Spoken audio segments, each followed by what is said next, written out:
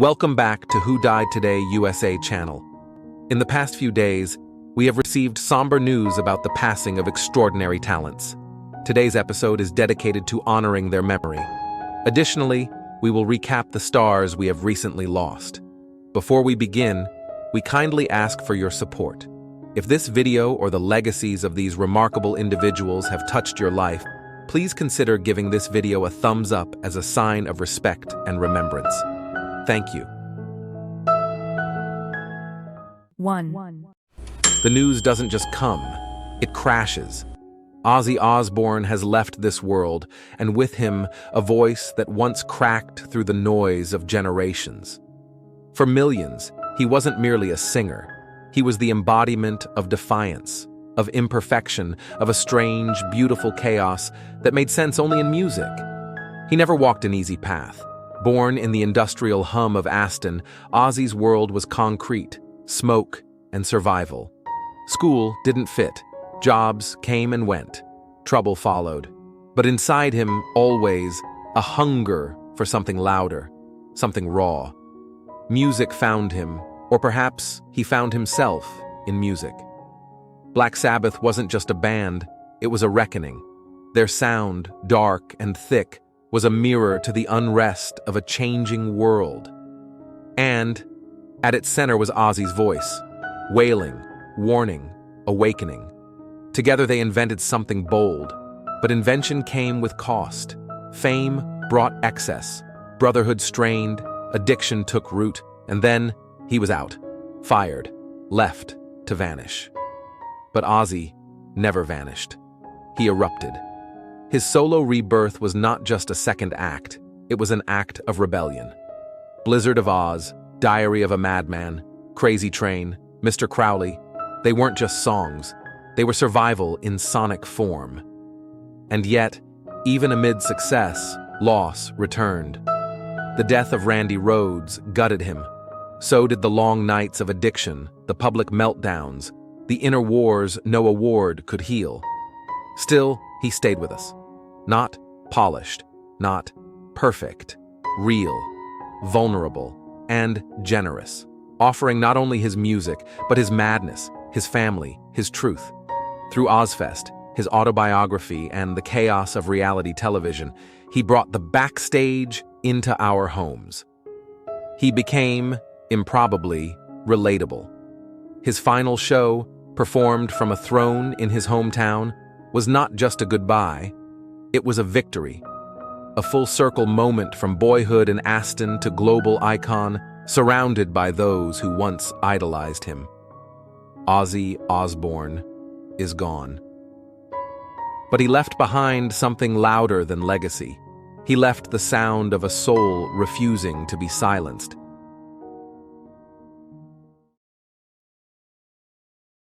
Two.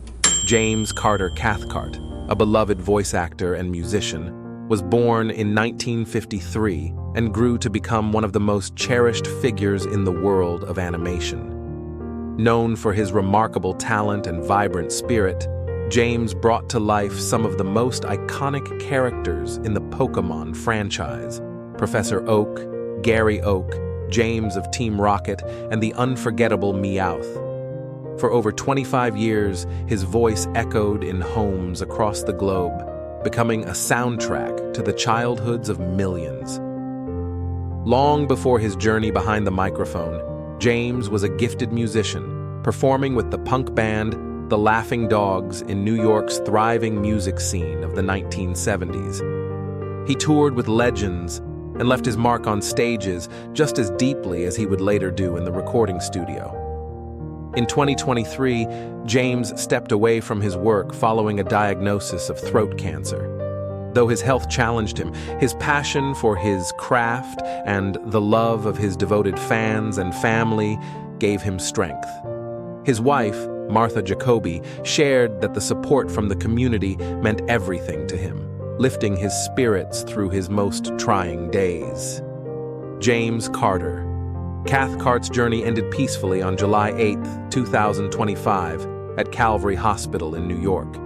He leaves behind a legacy of joy, creativity, and heart, a voice that will never be forgotten, and a life that touched so many.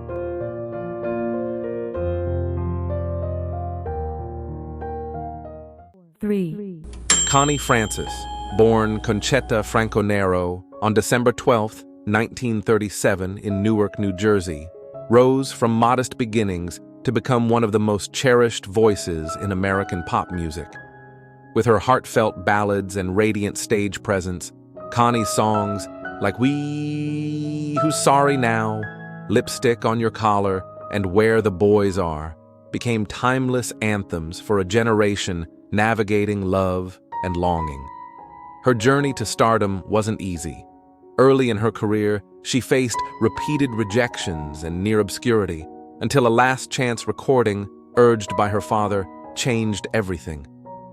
Who's Sorry Now catapulted her to fame, beginning a golden era where her voice graced radios and movie screens around the world. She sold over 40 million records and became the most popular female singer in the U.S. from 1958 to 1964. Yet, Connie's life was marked by resilience as much as by success. She encountered profound personal hardship, including family tragedy and long periods away from the spotlight due to health challenges. But time and again, she returned, stronger, braver, always with a song in her heart. Even in her later years, her music found new life, with younger generations discovering her legacy online. Connie Francis passed away on July 19, 2025, at the age of 87, following complications from a pelvic fracture. Her life and music remain an enduring testament to perseverance, grace, and the healing power of a beautiful voice.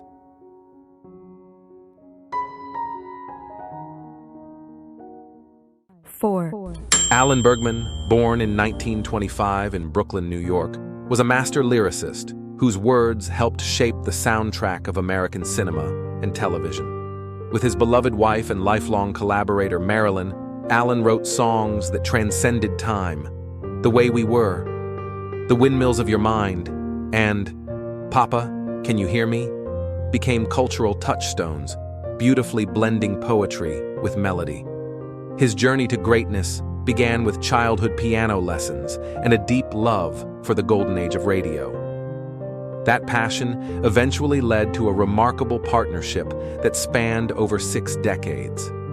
Alan and Marilyn's lyrics captured the full spectrum of human emotion, touching hearts in films, Broadway, and beloved television series like Good Times and Maude. Behind the accolades, 3 Academy Awards, 4 Emmys, and 2 Grammys, was a man who remained devoted to his craft. Even in his later years, Alan's creativity never faded.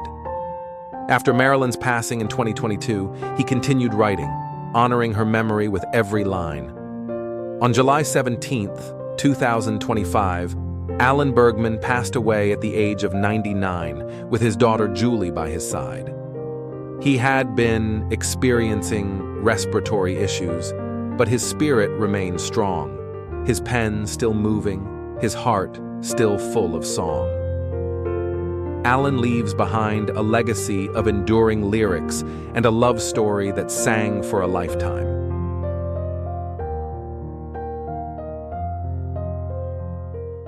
Five. Malcolm-Jamal Warner, born August 18, 1970, captivated audiences as the wise, witty Theo Huxtable on The Cosby Show. From the age of 14, he brought warmth, humor, and heart to millions of American households, earning an Emmy nomination and symbolizing a new era of representation for Black families on television. For many, he was more than a character. He was a son, a brother, a reflection of possibility. But Malcolm's life extended far beyond the screen. Navigating the challenges of early fame, he built a career grounded in integrity and creativity. From starring roles in Malcolm and Eddie, Read Between the Lines, and The Resident, to winning a Grammy for his musical collaboration on Jesus Children, he showed the world his talent was boundless. In his later years, he launched a heartfelt podcast, Not All Hood, giving voice to diverse Black experiences with empathy and truth. While on vacation in Costa Rica with loved ones, Malcolm faced a tragic accident. Pulled by a strong ocean current, He was later confirmed to have suffered asphyxia due to drowning. He was 54. Through each challenge, Malcolm led with dignity. His artistic legacy, gentle wisdom, and commitment to uplifting others remain deeply cherished. He once said he lived with peace of mind, and it showed. In every role, every rhythm, every word, Malcolm-Jamal Warner left a legacy of light that continues to inspire.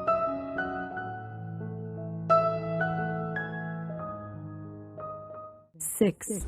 Eileen Fulton, born Margaret Elizabeth McClarty in Asheville, North Carolina on September 13, 1933, brought vibrancy, depth, and unforgettable flair to American television.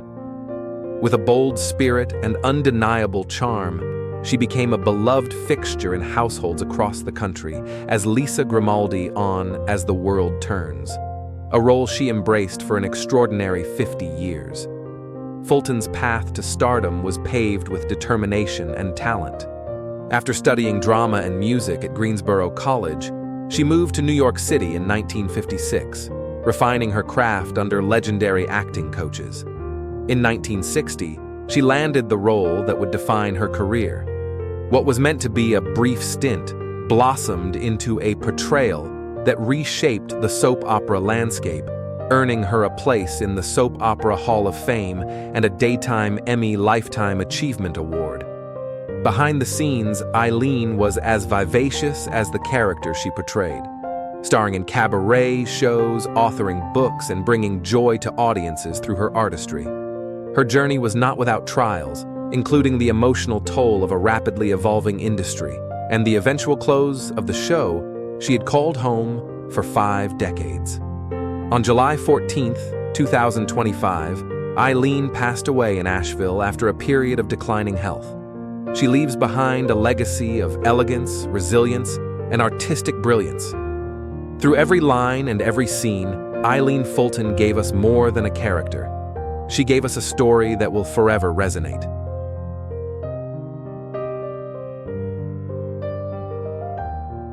7.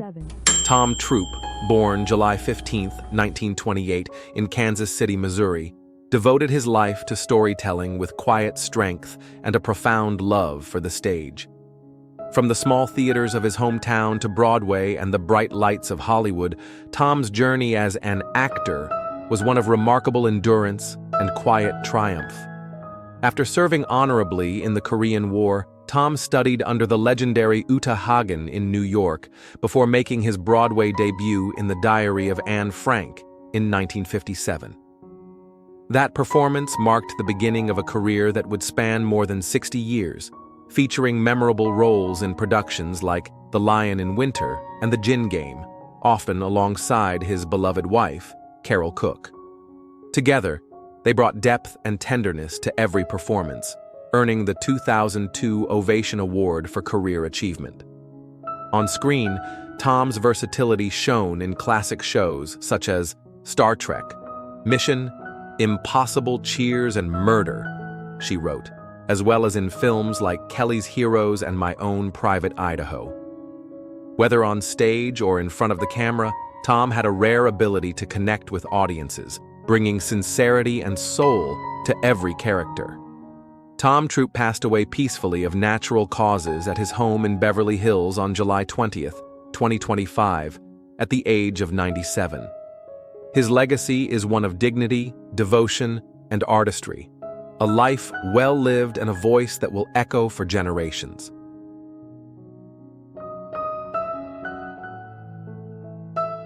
8. Robbie Pardlo, the soulful voice behind the Grammy-nominated group City High, passed away on July 17, 2025, in Willingboro, New Jersey, at the age of 46. Surrounded by family and friends, Robbie's final moments reflected the deep love that shaped his life and career. Born with an extraordinary gift for music, Robbie rose to fame in the early 2000s as a founding member of City High, alongside classmates Claudette Ortiz and Ryan Toby. Their debut album produced the unforgettable hit, What Would You Do?, a song that resonated with audiences for its raw honesty and social consciousness. The group's quick rise brought them critical acclaim, including a Grammy nomination in 2002, cementing their place in R&B history. Yet behind the music, Robbie's journey was marked by personal struggles. After City High disbanded in 2003, he faced the difficult task of redefining his life and artistry. He spoke candidly about his challenges, including a battle with alcoholism, which he later addressed on A&E's Intervention, showing courage and vulnerability that endeared him to fans even more. Through it all, Robbie never stopped creating. He continued to perform with the group First Take and shared the stage with icons like Whitney Houston and Lil' Kim. He remained a devoted husband to Annika and a proud father of two, grounding his life in love and family. Robbie Pardlo leaves behind a legacy of honesty, heart, and a voice that spoke for many. His music and his story will continue to inspire.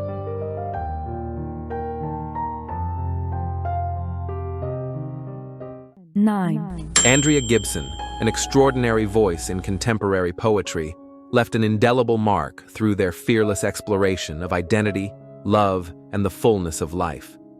Born in Maine and later calling Colorado home, Andrea was a poet laureate, an advocate, and a guiding light to many. They passed on July 15, 2025 at 49, after living for 4 transformative years with ovarian cancer. From the stage to the page, Andrea's work illuminated what it meant to be fully human. Their poems didn't just speak, they reached into people's lives, offering comfort, clarity, and courage. Whether addressing love, mortality, or social justice, Andrea's words were rich with compassion and truth, helping many find their voices, including LGBTQ+ youth and those navigating illness. Their journey was never just about poetry, it was about presence. Through their diagnosis, Andrea turned toward life with breathtaking openness. "Dying is the opposite of leaving," they wrote in one of their final pieces.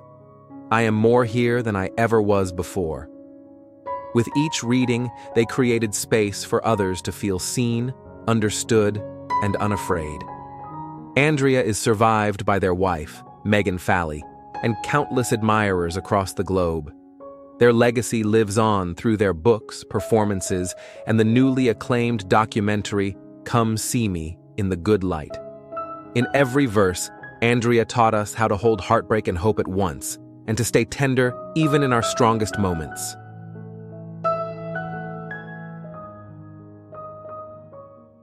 Annet McCroskey's life was a testament to passion, purpose, and unwavering belief in people's potential. Born in Germany and later calling California home, Annet began her journey in the arts with a deep commitment to storytelling and nurturing young talent. As CEO of Artistic Endeavors, she guided countless actors to success on screens big and small, championing not only their careers, but their growth as people. Her influence stretched beyond talent management. Annet mentored aspiring managers, empowered women entrepreneurs, and held leadership roles with esteemed organizations, including SAGG's Looking Ahead program, Sundance Institute, and Women in Film.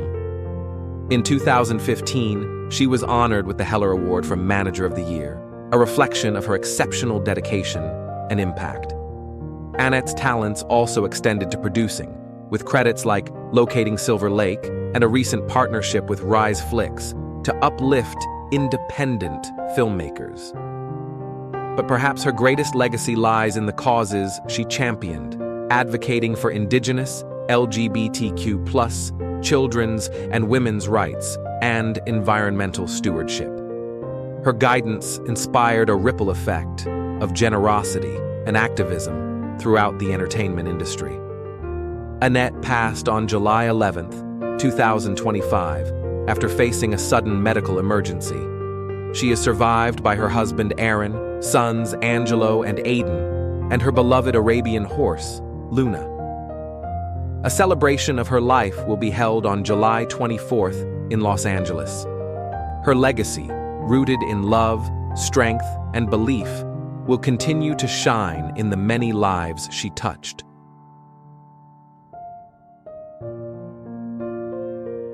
Skip Brittenham, a quiet giant in the world of entertainment law, lived a life of vision, integrity, and deep compassion. Born in 1941 in Port Huron, Michigan, he would go on to shape Hollywood from behind the scenes, guiding the careers of icons like Harrison Ford, Tom Hanks, and Eddie Murphy with wisdom and unwavering honesty. A graduate of UCLA Law School, Skip co-founded Zifrin Brittenham in 1978 and helped pioneer new standards in industry contracts, particularly back-end deals that allowed artists to share in the success they helped create. As the entertainment world evolved, Skip remained a trusted voice through each era, helping usher in innovations from Pixar to DreamWorks and beyond. His counsel was sought not only for his legal brilliance, but for his calm presence and sincere care for his clients. Behind the business acumen was a man who loved nature, comic books, and fly fishing. He found joy in quiet generosity and championed causes ranging from environmental protection to children's rights. Even in illness, he never lost his humor or his belief in the good work media could do. Skip passed away at the age of 83 after a long illness, surrounded by loved ones. He is survived by his wife, actress Heather Thomas, their daughters, and grandchildren. His legacy is not only in the deals he made, but in the hearts he touched and the better industry he helped build.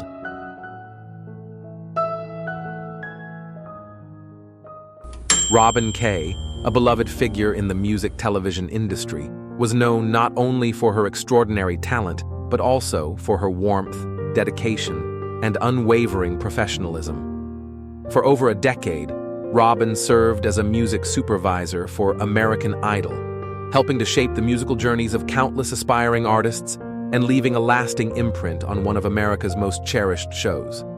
Her career began in the late 1990s, quickly gaining recognition for her work on popular series like Buffy the Vampire Slayer and Nashville Star. But it was her time on American Idol from 2009 to 2023 that defined her legacy. With over 40 credits to her name, Robin's passion for music, her creative instinct, and her devotion to excellence made her a trusted collaborator and a guiding light behind the scenes. Tragically, Robin and her husband, musician Thomas DeLuca, lost their lives on July 10, 2025, in an incident that has deeply shaken the Encino community. Authorities say the couple encountered an intruder in their home upon returning from grocery shopping, leading to a confrontation that ended in heartbreak. They were later found on July 14th. Robin's loss leaves a profound silence in the industry she so dearly enriched. But her influence will continue through the artists she championed, the stories she helped tell, and the love she shared with those around her. Robin Kaye will always be remembered as a pillar of creativity, kindness, and enduring legacy.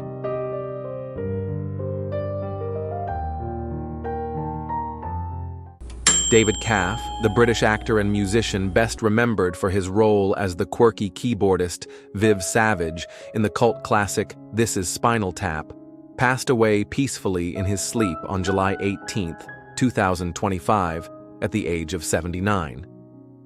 A gifted pianist and founding member of the progressive rock band Rare Bird, Caff rose to early fame with the band's 1970 hit Sympathy, a song that sold over 1 million copies worldwide. His musical career spanned decades, marked by creativity and a quiet wit that endeared him to friends, colleagues, and audiences alike. Caff's portrayal of Viv Savage in This Is Spinal Tap introduced him to an entirely new generation of fans. With his now iconic motto, "Have a good time, all the time," he delivered comedic charm and gentle absurdity that became central to the film's legacy. Though he stepped away from further Spinal Tap projects, his performance remained a beloved highlight of the film. In the years that followed, Caff continued to share his music with bands like Model Citizens and mutual of Alameda's Wild Kingdom, staying true to his love for performing and connecting with others through song. David Caff lived his life with quiet humor and heartfelt artistry. He leaves behind a legacy of music, laughter, and kindness that will long be remembered by those lucky enough to know his work and spirit.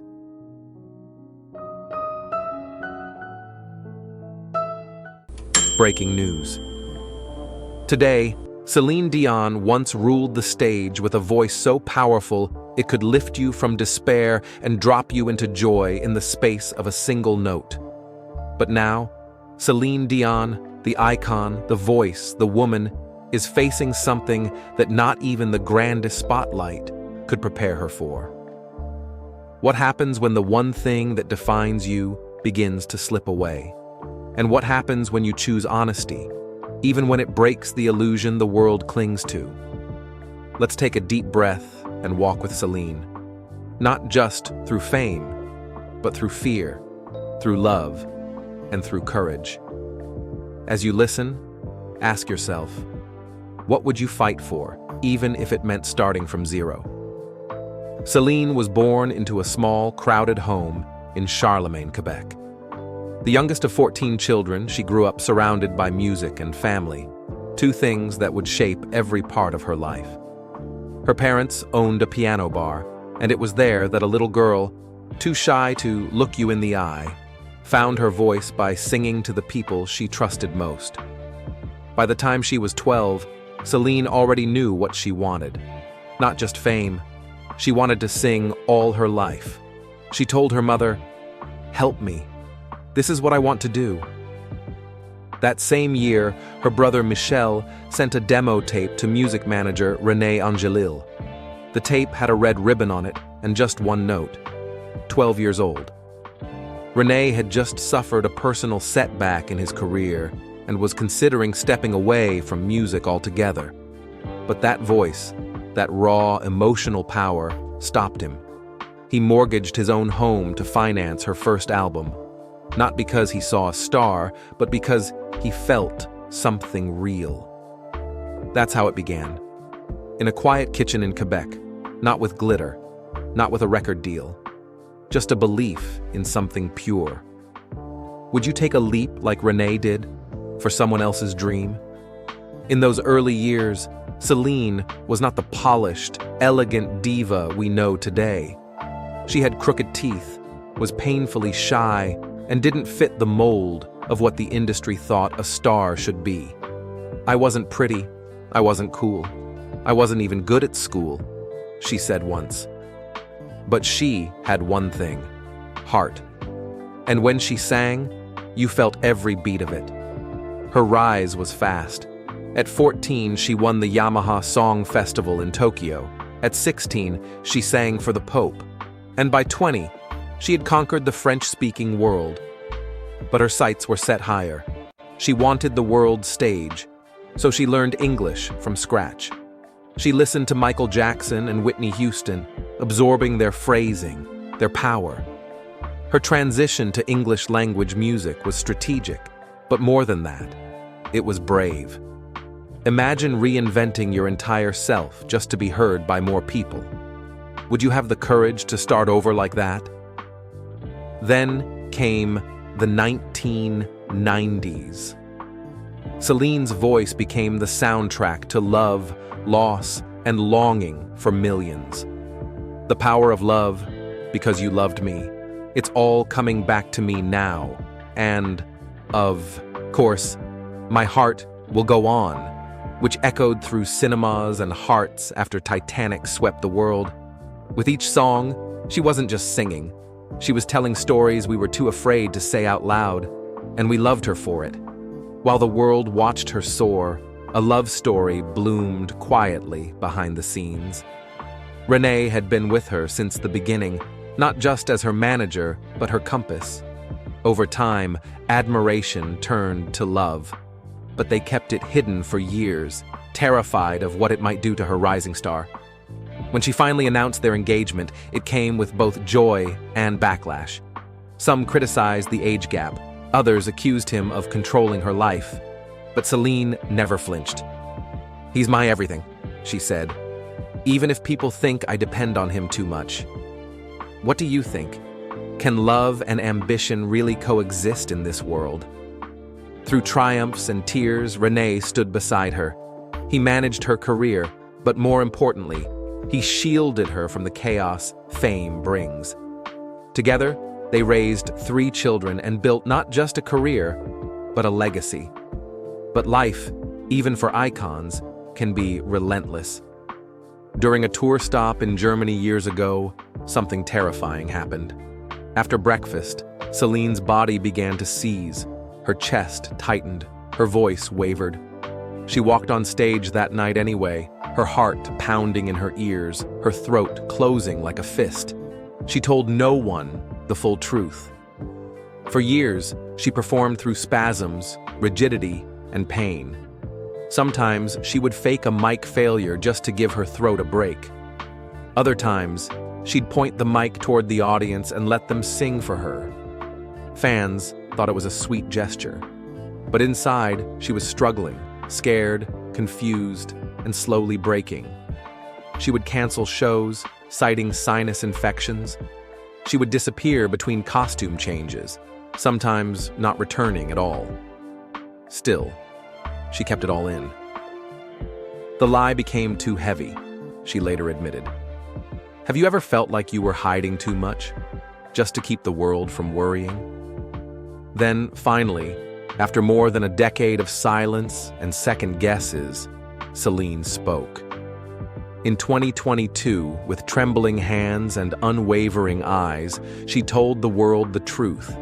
She had been diagnosed with a rare neurological condition called stiff person syndrome, a disorder that causes uncontrollable muscle spasms, stiffness, and severe limitations on movement and speech. The voice that once soared was now fragile. The body that once danced was now stiff. But Celine?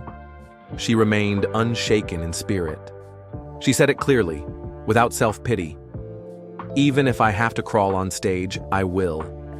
Not because I have to, but because I want to. I miss it. Isn't that the essence of resilience? Not pretending everything is okay, but choosing to keep going, even when it is not. The documentary I Am, Celine Dion, released in 2025, pulled back the curtain on this quiet, agonizing chapter of her life. Viewers saw her break down in tears, struggle through physical therapy, and whisper encouragement to herself. "I want to be my own hero," she said in one of the most hauntingly beautiful scenes. It was not a comeback story. It was something more honest, a story of reckoning, of reclaiming identity not through perfection, but through pain.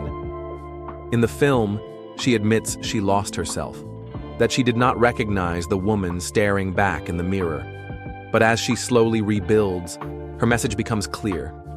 My voice will be heard. Not the same way, but still me. And maybe that's what makes Celine so special. She was never just a voice. She was always the soul behind it. Her career now stands as one of the most remarkable in music history. Over 200 million records sold, a residency that changed Las Vegas entertainment, awards, honors, global recognition.